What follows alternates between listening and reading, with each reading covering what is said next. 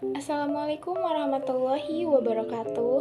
Halo semuanya, perkenalkan nama saya Melinda Helmalia Putri dengan nomor pokok mahasiswa 10222027. Di sini saya akan mereview kembali materi tentang revolusi industri dan revolusi industri 4.0, mata kuliah Sistem Transaksi Keuangan Digital. Nah, apa sih revolusi industri itu? Revolusi industri adalah serangkaian perubahan besar dalam produksi, teknologi, dan organisasi ekonomi yang mempengaruhi masyarakat secara luas. Sebuah perubahan yang terjadi yang menandai pergantian ekonomi pekerja menjadi ekonomi berbasis pada industri dan mesin. Sebuah proses penciptaan dan penemuan mekanis terjadi di tanah Inggris yang saat itu sedang mengalami masa kemajuan di tahun 1750 hingga tahun 1840, dimulai dengan digunakannya mesin uap yang ditemukan oleh James Watt. Revolusi industri dapat dikatakan sebagai perubahan mendasar dari sistem ekonomi agraris yang dianut negara Inggris saat itu menjadi sistem ekonomi industri. Lewat mesin-mesin, Inggris bisa dirubahnya dalam tempo singkat menjadi negara agraris dan berhasil menggusur para petani, sehingga para petani yang kehilangan mata pencahariannya hijrah ke kota untuk bekerja dan menjual tenaganya. Selanjutnya ada perkembangan revolusi industri yang pertama yaitu 1.0, yang dimana ketika tenaga manusia dan hewan digantikan oleh kemunculan mesin. Revolusi industri pertama dimulai di Inggris pada abad ke-18 dengan kemunculan mesin uap yang digunakan dalam industri tekstil.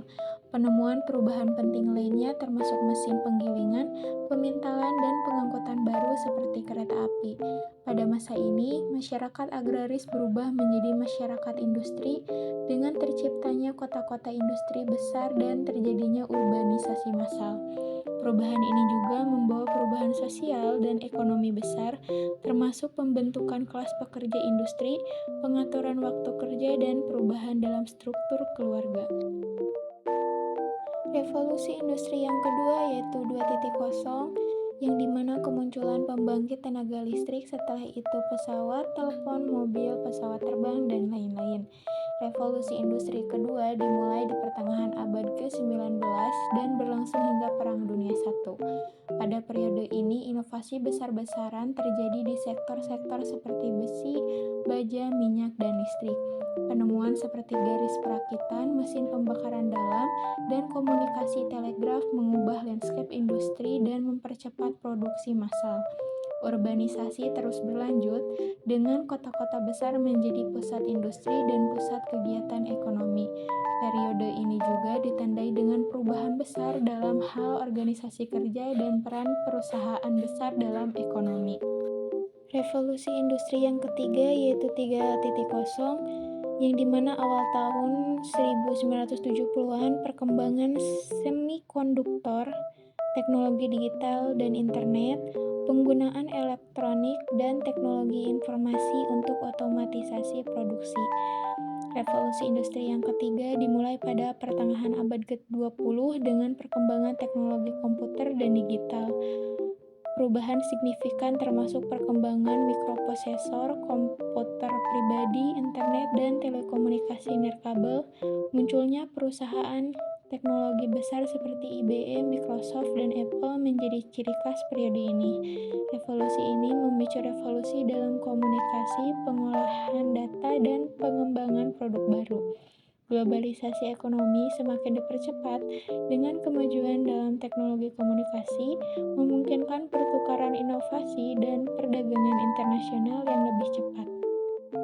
Dan yang terakhir ada revolusi industri 4.0, yang dimana sistem cyber fisikal, konektivitas manusia, mesin, dan data semua sudah ada di mana-mana. Istilah ini dikenal dengan nama Internet of Things, industri internet, inovasi disruptif yang dapat mengancam keberadaan perusahaan-perusahaan yang sudah lama ada. Revolusi industri keempat ditandai oleh konvergensi teknologi digital, fisik, dan biologis. Teknologi seperti kecerdasan buatan, Internet of Things atau LOT, Robotika, big data, dan komputasi awan memainkan peran utama. Proses produksi menjadi semakin otomatis, efisien, dan terhubung dengan perusahaan mengadopsi sistem produksi yang lebih fleksibel dan adaptif. Revolusi Industri 4.0 mengubah cara kita bekerja, hidup, dan berinteraksi dengan potensi besar untuk menciptakan kemajuan besar dalam berbagai sektor ekonomi. Namun, juga menyebabkan tantangan baru seperti ketidakpastian pekerjaan, privasi data, dan kesenjangan digital. Menurut Subantarjo secara ringkas dalam bukunya yang berjudul Sari Sejarah Eropa Amerika, membagi fase dan tahap dari revolusi industri menjadi dalam siklus rentan waktu yang dalam singkatnya sebagai berikut. Di tahun 1750, Abraham Darby menggunakan batu bara untuk melelehkan besi. 1763, James Watt menemukan mesin uap. Tahun 1768, Arkwright menemukan mesin pemintal. 1802, Symington menemukan kapal api yang disebut dengan nama Carlot Dundas. 1804, Trevithick menemukan mesin lokomotif. 1816, Nips menemukan sepeda. 1827, Nips juga menemukan sebuah alat pemotret atau fototensel. 1832, Morse menemukan mesin telegram. 1840, Grove mendapatkan lampu listrik. 1846, Hall menemukan sebuah mesin jahit. 1872, Muybridge menemukan sebuah prinsip untuk bioskop. 1876, Graham Bell menemukan telepon.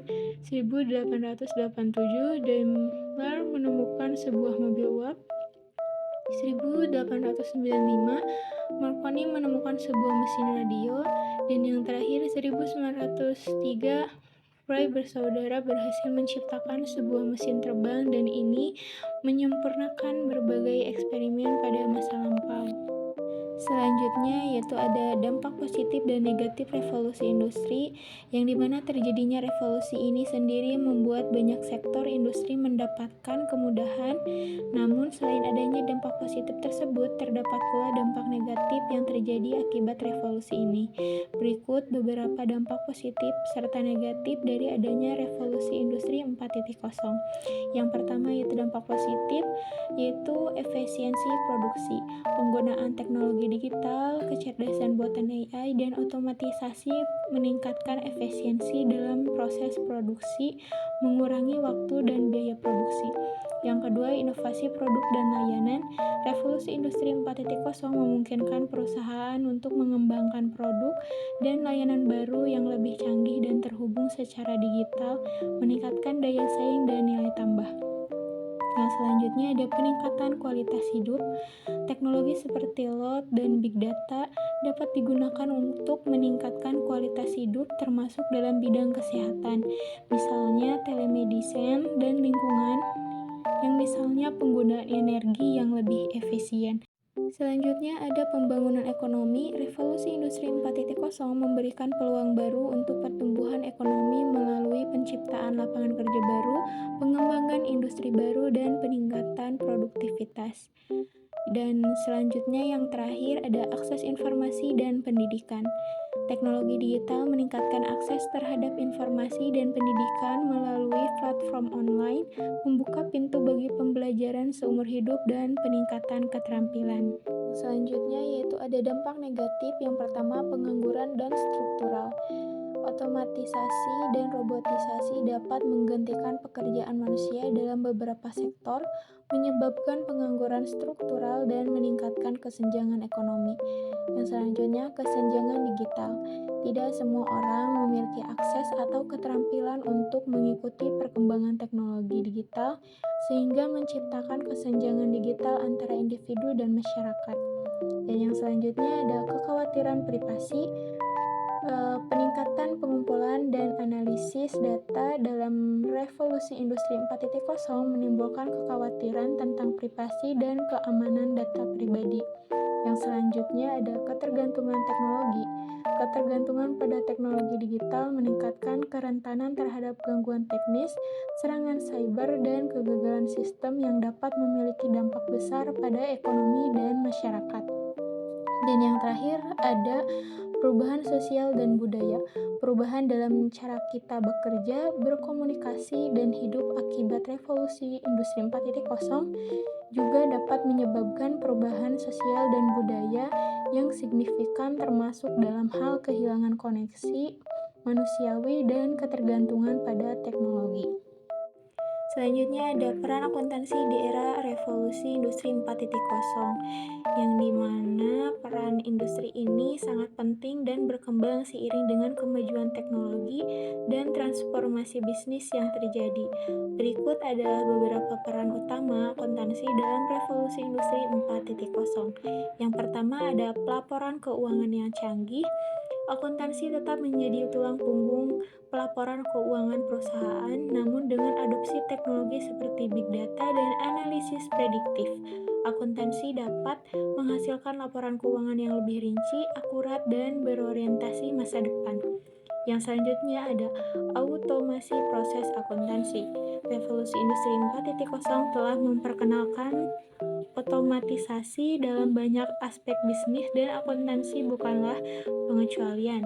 Yang selanjutnya ada analisis data dan prediksi keuangan. Teknologi seperti kecerdasan buatan atau AI dan analisis data memungkinkan akuntansi untuk melakukan analisis yang lebih mendalam terhadap data keuangan. Yang selanjutnya yaitu perlindungan terhadap kecurangan dan kehilangan. Dalam era digital, resiko kecurangan dan kehilangan data keuangan menjadi lebih tinggi.